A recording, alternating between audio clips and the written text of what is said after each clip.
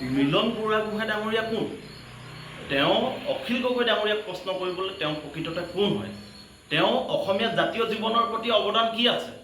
আমি তেখেতক কেৱল এজন দালালি বুলি আমি জানো বা সংবাদ মাধ্যমৰ জৰিয়তে তেখেতৰ প্ৰকৃত যি স্বৰূপ সেই স্বৰূপ আমি চিনিছোঁ।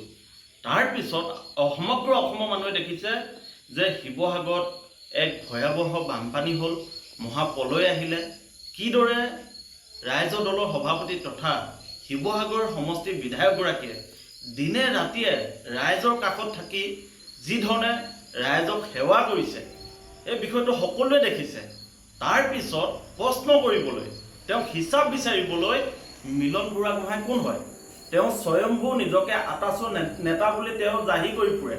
তেওঁ কোন সময়ত অসমীয়া জাতিৰ প্ৰতি বা আহোম জনগোষ্ঠীটোৰ প্ৰতি তেওঁৰ অৱদান কি আছে? তেওঁ আজিলৈকে কি কৰিলে?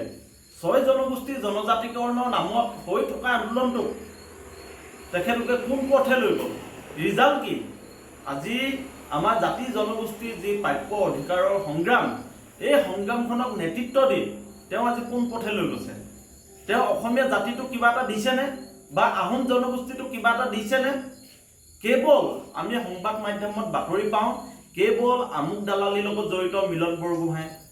এনেধৰণৰ বাতৰিবোৰ বাহিৰে মিলন বুঢ়াগোহাঁই যে অসমৰ জাতীয় জীৱনৰ প্ৰতি কিবা অৱদান আছে বা তেওঁ আহোম জনগোষ্ঠীৰ কাৰণে কিবা কাম কৰিছে আমিতো দেখা নাই।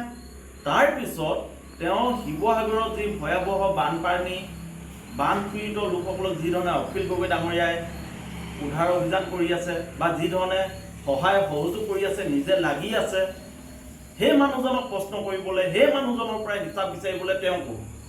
অসমীয়া জাতিয়ে তেওঁক এই অথৰাইজ দিছেনে? তেওঁ নিজকে এবাৰ চিকুটি চাব লাগে যে অসমীয়া জাতীয় হৈ বা জাতীয় জীৱনৰ প্ৰতি কাম কৰি থকা আপোচহীন এজন সংগ্ৰামী, যি সমষ্টি ৰাইজৰ বিপদৰ সময়ত দিনে ৰাতিয়ে বোকাই পানীয়ে থাকি কাম কৰি থকা এজন মানুহক প্ৰশ্ন কৰিব পৰা তেওঁৰ নৈতিক অধিকাৰ আছেনে? তেওঁ নিজৰ গাত এবাৰ চিকুটি চাব লাগে। আজি অসমৰ মুখ্যমন্ত্ৰীৰ যি বান সাহায্য একাউণ্ট আছে, সেই একাউণ্টত কিমান টকা সোমালে, কিমান খৰচ কৰিলে, এইবোৰ হিচাপ বিচাৰিবলৈ তেওঁ সময় নাই। তেওঁ হিচাপ লাগে কাৰ পৰা? অখিল গগৈ ডাঙৰীয়াৰ পৰা। তেওঁ কাৰোবাৰ চাকৰি নামত তেওঁ পইচা লয়, পইচা ডিমাণ্ড কৰে, তেওঁৰ নামত বিভিন্ন দুৰ্নীতি বা দালালি নামত কেছ অভিযুক্ত হৈ আছে, এই কথাবোৰ আমি জানো। আৰু সেনেকুৱা এজন ব্যক্তিয়ে এতিয়া গৈ শিৱসাগৰত ৰাজনীতি কৰিবলৈ গৈছে, এইটো আমি ধিক্কাৰ জনাইছোঁ, গৰিহণা দিছোঁ।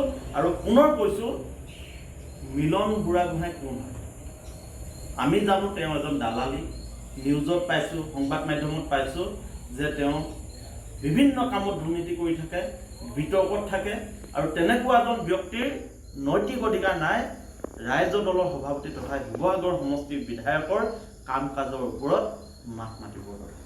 সমগ্ৰ অসমবাসীয়ে জানে অখিল গগৈ ডাঙৰীয়াই বিপদৰ সময়ত সমষ্টিবাসীৰ কাষত আছে, দিনে ৰাতিয়ে কষ্ট কৰিছে, সমষ্টিবাসী ৰাইজৰ যি দুখ দুৰ্দশা অনুভৱ কৰিছে, নিজৰ বুলি ভাবিছে। আৰু সকলোৱে দেখিছে অখিল গগৈ যি ধৰণে কাম কৰি আছে, এয়া ইতিহাসত আৰু আমি এনেকুৱা বিধায়ক দেখা নাই আৰু ভৱিষ্যতলৈ এনেকুৱা বিধায়ক হয়তো নোলাব।